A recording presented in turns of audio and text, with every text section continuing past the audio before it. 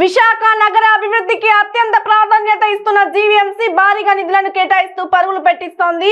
Ward వారీగా అభివృద్ధి కార్యక్రమాలకు శంకుస్థాపన చేస్తున్నారు నగర మేయర్. దక్షిణ నియోజకవర్గం 27వ వార్డులో పలు అభివృద్ధికి శ్రీకారం చుట్టారు. రహదారుల నిర్మాణం, డ్రైనేజీ వ్యవస్థ ఆధునీకరణకు స్థానిక ఎమ్మెల్యే వాసుపల్లి గణేష్ కుమార్ తో కలిసి మేయర్ హరి వెంకట కుమారి శంకుస్థాపన చేశారు.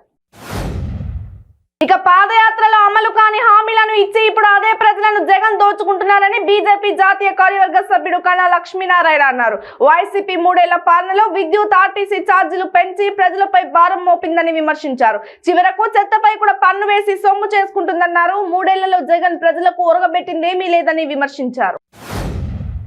రామాయపట్నం పోర్టును ఆనుకొని కావలి నియోజకవర్గ భూముల్లో పరిశ్రమ ఏర్పాట్లకు కృషి చేస్తామని మంత్రి అమర్ తెలిపారు. ఈ ప్రాంతంలో ఎంతో మంది చదువుకొని నిరుద్యోగులుగా మారుతున్నారని, ఉపాధికి వలసలు పోతున్నారని, ఇక్కడ పరిశ్రమలు ఏర్పడితే వారికి మంచి జరుగుతోందన్నారు. ఇటు రామాయపట్నం, అటు కృష్ణాపట్నం పోర్టుల మధ్యలో కావలి ఉందని, రామాయపట్నం పోర్టుకు అతి దగ్గరలో ఉన్న పట్టణం కావలి శరవేగంగా అభివృద్ధి చెందుతుందని తెలిపారు.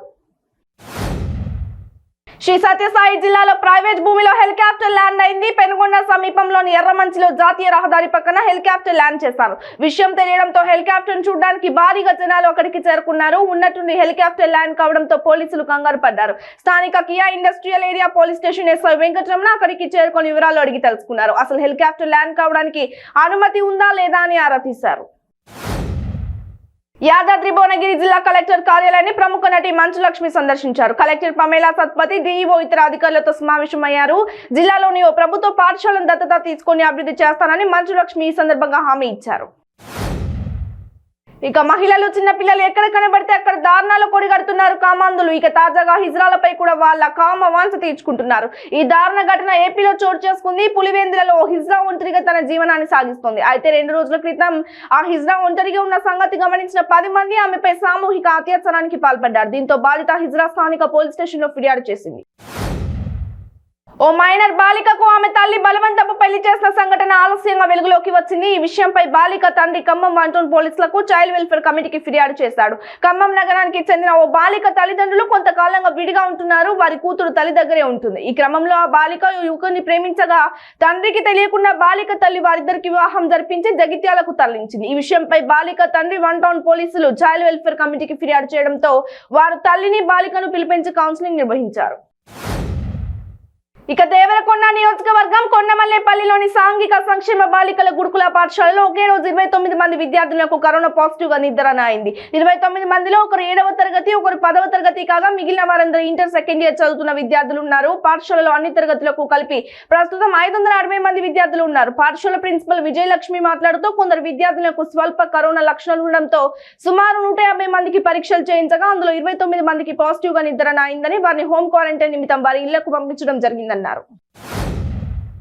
తిరుమలలో గుర్తు తెలియని వ్యక్తి దారుణ హత్యకు గురయ్యాడు. నిద్రిస్తున్న వ్యక్తిపై బండరాయితో మోదీ హత్య చేశారు దుండగులు. శ్రీవారి ఆలయానికి సమీపంలోని మ్యూజియం వద్ద నిన్న అర్ధరాత్రి హత్య జరిగింది. సీసీటీవీ ఫుటేజ్ ఆధారంగా 2 గంటల్లో నిందితుడిని పట్టుకున్నారు 1 టౌన్ పోలీసులు. నిందితుడు తమిళనాడుకు చెందిన భాస్కర్ గా గుర్తించారు. తిరుమలలో పల్లవోత్సవం వైభవంగా నిర్వహించారు. మైసూరు మహారాజు జయంతిని పురస్కరించుకొని ఈ పల్లవోత్సవాన్ని నిర్వహించడం మానవాయితీగా వస్తున్నది. సహస్ర దీపాలంకరణ సేవ అనంతరం శ్రీదేవి భూదేవి సమేత శ్రీ మలయప్ప స్వామి ఊరేగింపుగా కర్ణాటక సత్రానికి వేంచేపు చేశారు. మైసూరు సంస్థానం వారి ఆతిథ్యాన్ని స్వీకరించారు. అనంతరం కర్ణాటక రాష్ట్ర ప్రభుత్వ ప్రతినిధులు, మైసూరు సంస్థానం ప్రతినిధులు స్వామి అమ్మవార్లకు ఆహ్వానం పలికి ప్రత్యేక హారతి సమర్పించారు. భారత రాష్ట్రపతి ఎన్నికల్లో అధికార ఎన్డీఏ అభ్యర్థిగా బరిలోకి దిగిన ద్రౌపది ముర్ము ఘన విజయం సాధించిన సంగతి తెలిసిందే. ఓట్ల లెక్కింపు పూర్తి కాకుండానే తన సమీప అభ్యర్థి, విపక్షాల ఉమ్మడి అభ్యర్థి యశ్వంత్ సిన్హాపై భారీ మెజారిటీతో ముర్ము విజయం సాధించారు. ఇదిలా ఉంటే రాత్రి 8 గంటల సమయంలో ముర్ము తన విజయానికి సరిపడా మేర ఓట్లను సాధించారన్న సమాచారం తెలియగానే ప్రధాని మోదీ నేరుగా ముర్ము నివాసానికి బయలుదేరారు. అప్పటికే అక్కడికి చేరుకున్న బీజేపీ జాతీయ అధ్యక్షుడు జగత్ ప్రకాష్ నడ్డాతో కలిసి ముర్ముతో భేటీ అయ్యారు మోదీ. ఇక నవరత్నాలతో రాష్ట్ర ప్రభుత్వం అబ్దిదారులకు 1.65 లక్షల కోట్లను నేరుగా నగదు బదిలీ ద్వారా జమ చేసిందని, సుస్థిర అభివృద్ధి లక్ష్యాల దిశగా వేగంగా అడుగులు వేస్తున్నామని ముఖ్యమంత్రి వైఎస్ జగన్మోహన్ రెడ్డి తెలిపారు. దేశంలో ఈ తరహా డీబీటీ విధానం ఎక్కడా లేదన్నారు. ప్రతి రంగంలోనూ ప్రస్ఫుటమైన మార్కు వేగల పథకాలు మన రాష్ట్రంలో ఉన్నాయని, ఇవన్నీ సుస్థిర అభివృద్ధి లక్ష్యాలు ప్రతిబింబించేలా చర్యలు తీసుకోవాలని అధికార యంత్రాంగాన్ని ఆదేశించారు. ఇక ముఖ్యమంత్రి కేసీఆర్ ఆదేశాల మేరకు గురువారం రాష్ట్ర రోడ్లు భవనాలు గృహ నిర్మాణ శాఖ మంత్రి Vemula Prashanth Reddy police command control centre నిర్మాణ పనులను డీజీపీ మహేందర్ రెడ్డి నగర్ సిపి ఆనంద్ తో కలిసి పరిశీలించారు. గ్రౌండ్ ఫ్లోర్ నుంచి 18వ అంతస్తు వరకు ఫ్లోర్ వైస్ పనులు పరిశీలించారు. ఈస్ట్ వెస్ట్ గ్రాండ్ ఎంట్రీ పోర్చుగో పనులు పరిశీలించి వేగం పెంచాలన్నారు. గ్రౌండ్ ఫ్లోర్ లోని మీడియా బ్రీఫింగ్ రూమ్, ఆడిటోరియం నిర్మాణ ఫినిషింగ్ వర్క్స్ త్వరగా పూర్తి చేయాలన్నారు మంత్రి వేముల. వరద ముంపు ప్రాంతాల్లో టీడీపీ అధినేత చంద్రబాబు పర్యటిస్తున్నారు. పశ్చిమ గోదావరి జిల్లా కోడేరులో వశిష్ఠ గోదావరి నదిపై బోట్లో ఆయన ప్రయాణించారు. అయోధ్యలంక, మర్రిమాల, పుచ్చలలంక, నక్కిలంక, రాయలంకల్లో బోట్లోనే పర్యటించి వరద బాధితులను పరామర్శించారు. సాయంత్రం రాజోలు, పాలకొల్లులో పర్యటించి ఆ రాత్రికి అక్కడే బస చేశారు. శుక్రవారం యలమంచిలి మండలం దొడ్డిపట్ల, అబ్బిరాజుపాలెం, గంగాధరపాలెం, లక్ష్మీపురం, పొన్నపల్లి, గోదావరి గట్టు, నరసాపురం ప్రాంతాల్లో పర్యటిస్తున్నారు. ఇక వరద ప్రాంతాల్లో టీడీపీ అధినేత నారా చంద్రబాబు నాయుడు కొనసాగిస్తున్న పర్యటనలో ప్రమాదం చోటు చేసుకుంది. పశ్చిమ గోదావరి జిల్లా సోంపల్లి వద్ద చోటు చేసుకున్న ఈ ప్రమాదంలో టీడీపీ సీనియర్ నేత దేవినేని ఉమామహేశ్వరరావు, ఉండి ఎమ్మెల్యే రామరాజు, తనకు మాజీ ఎమ్మెల్యే రాధాకృష్ణతో పాటు పార్టీకి చెందిన మరో నేత సత్యనారాయణ గోదావరి నదిలో పడిపోయారు. అయితే చంద్రబాబు ఎలాంటి ప్రమాదానికి గురి కాలేదు. దీంతో పార్టీ శ్రేణులు ఊపిరి పీల్చుకున్నాయి. వరుసగా కురుస్తున్న వర్షాల నేపథ్యంలో సీజనల్ వ్యాధులు ప్రజలందరూ అన్ని రకాల చర్యలు తీసుకోవాలని వైద్యారోగ్య శాఖ మంత్రి హరీష్ రావు ఆదేశించారు. వచ్చే నెల రోజులు ఎంతో కీలకమన్నారు. ముఖ్యంగా వరద ప్రభావిత ప్రాంతాలు, ట్రైబల్ ఏరియాల్లో ప్రత్యేక దృష్టి సారించాలన్నారు. డెంగ్యూ కేసులు నమోదవుతున్న జిల్లాల్లో అప్రమత్తంగా ఉండాలన్నారు. లక్షణాలు ఉన్న వారికి పరీక్షలు నిర్వహించి వెంటనే చికిత్స అందించాలని మంత్రి ఆదేశించారు.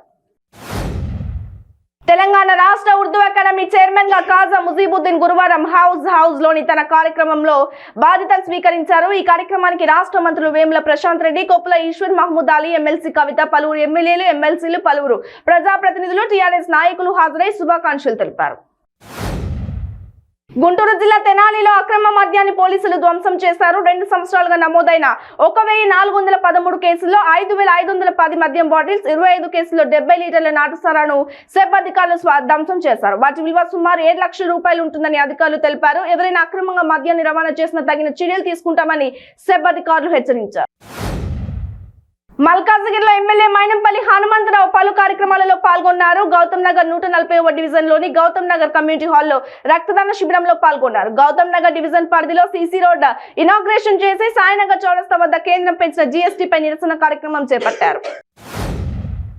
ఇక ప్రభుత్వం చేపట్టిన గడప గడపకు మన ప్రభుత్వం కార్యక్రమంలో భాగంగా పార్టీ నాయకులతో కలిసి ఆంధ్రప్రదేశ్ రాష్ట్ర పశుసంవర్ధక శాఖ మంత్రి సీదిరి అప్పలరాజు పాల్గొన్నారు.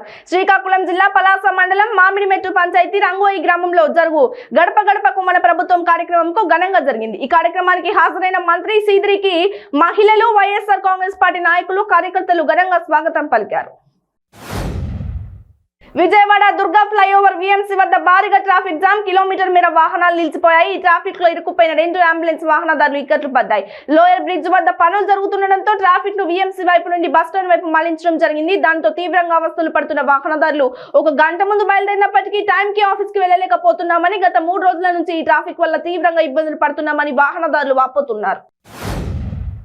హైదరాబాద్ లోని పలు ప్రాంతాల్లో జోరుగా వాన కురుస్తున్నది. శుక్రవారం తెల్లవారుజామున చిరుజల్లులతో మొదలైన వాన క్రమంగా అధికమైంది. లంగర్ హౌస్, గోల్కొండ, కార్వన్, అమీర్పేట, పంజగుట్ట, ఖైరతాబాద్, బంజారాహిల్స్, సికింద్రాబాద్ స్టేషన్లలో భారీ వర్షం కురిసింది. మరికొన్ని ప్రాంతాల్లో ముసురు కురుస్తున్నది. కాగా రాష్ట్రంలోని పలు జిల్లాల్లో శుక్రవారం భారీ వర్షాలు కురిసే అవకాశం ఉందని హైదరాబాద్ వాతావరణ కేంద్రం తెలిపింది. ఇక కోనసీమ జిల్లాలోని కొన్ని వరద ప్రభావిత గ్రామాలను నివసించే ప్రజలకు చేయుత స్వచ్ఛంద సంస్థ మరియు కాకినాడ రోటరీ గోల్డెన్ జూబ్లీ సంయుక్త ఆధ్వర్యంలో సహాయ సహకారాలు అందించారు. కాకినాడ నుండి బయలుదేరిన సహాయక సామగ్రి వాహనానికి rotary golden Jubilee club public image committee director Gopinath జెండా ఊపి లాంఛనంగా ప్రారంభించారు. ఈ సందర్భంగా గోపీనాథ్ మాట్లాడుతూ చేయుత సంస్థ డైరెక్టర్ చేయుత రవి గోల్డెన్ జూబ్లీస్ క్లబ్ లో సభ్యులుగా ఉన్నారని, సేవా కార్యక్రమాలను నిర్వహించడంలో ఆయన మిత్ర బృందం ఎల్లప్పుడూ సిద్ధంగా ఉండడం గొప్ప విషయమన్నారు.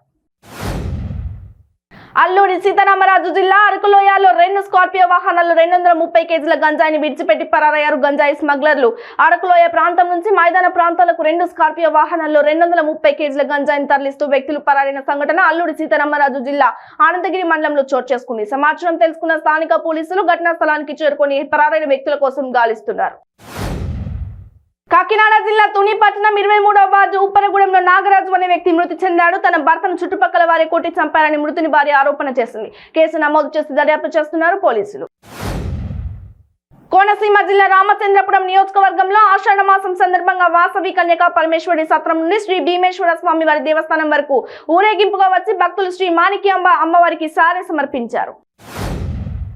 ఇక కొమరంభీం ఆసిఫాబాద్ జిల్లాలో భారీ వరదలతో బెజ్జూర్లోని సుష్మీర్ ఒర్రెవాగు ఉప్పొంగుతుంది. కోయపల్లి నాగవల్లి మధ్య రోడ్డు తెగిపోవడంతో వాగు పక్కనే గర్భిణికి ప్రసవం చేశారు. 108 సిబ్బంది చింతలమానేపల్లి మీదుగా ఆసుపత్రికి తరలించారు. ఈ సందర్భంగా గ్రామస్తులు మాట్లాడుతూ ప్రజాప్రతినిధులు స్పందించి ఇప్పటికైనా గ్రామానికి రోడ్డు మార్గం ఏర్పాట్లు చేయాలని కోరుతున్నారు.